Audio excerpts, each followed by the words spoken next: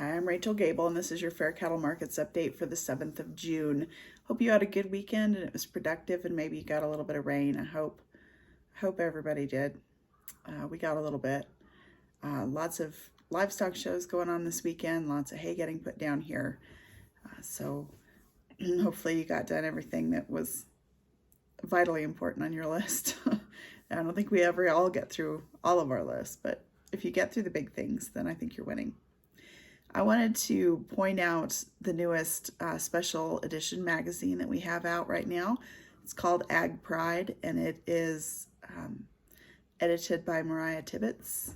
And we have lots of special sections throughout the year, but this Ag Pride, I think, is probably, there's something for everybody in this one. If you can't find something that interests you in this one, then you're not looking hard enough.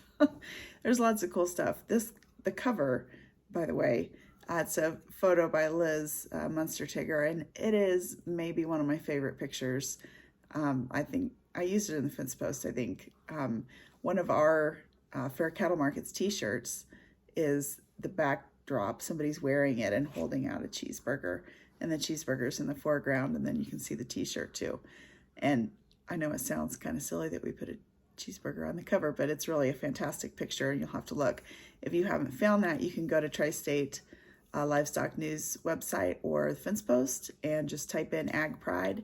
It'll come up. There's lots of good ones. The story of Stub Monans, a story about the art in Wall, South Dakota, a gal who does some leather work and braiding, a ballerina who runs barrels, a class in Arthur County, Nebraska, like a senior class, the show Homegrown, an FFA tractor parade, Buffalo Hardware, lots of ag-themed kids books, a young man from Sheridan who is finding some success in Nashville, and one about an everyday miracle. It's a pretty cool story. So if you haven't seen that, go check it out. It's the Ag Pride special section, and you can find it pretty easily if you don't have it as an insert in your magazine.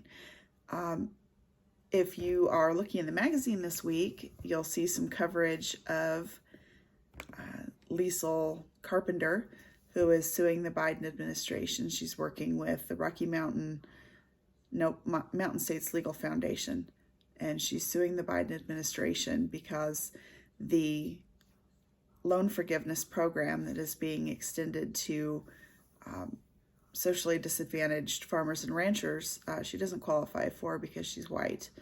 And it was kind of interesting. I listened to her and the attorney who's representing her both speak on a call, and it's pretty interesting. She talks, she has a story that a lot of us can relate to. You know, her parents came back to the ranch. You know, her grandmother was born onto the ranch during the Depression and didn't want to come back, ended up doing so. Her mother returned to the ranch to help and made it through the 1980s.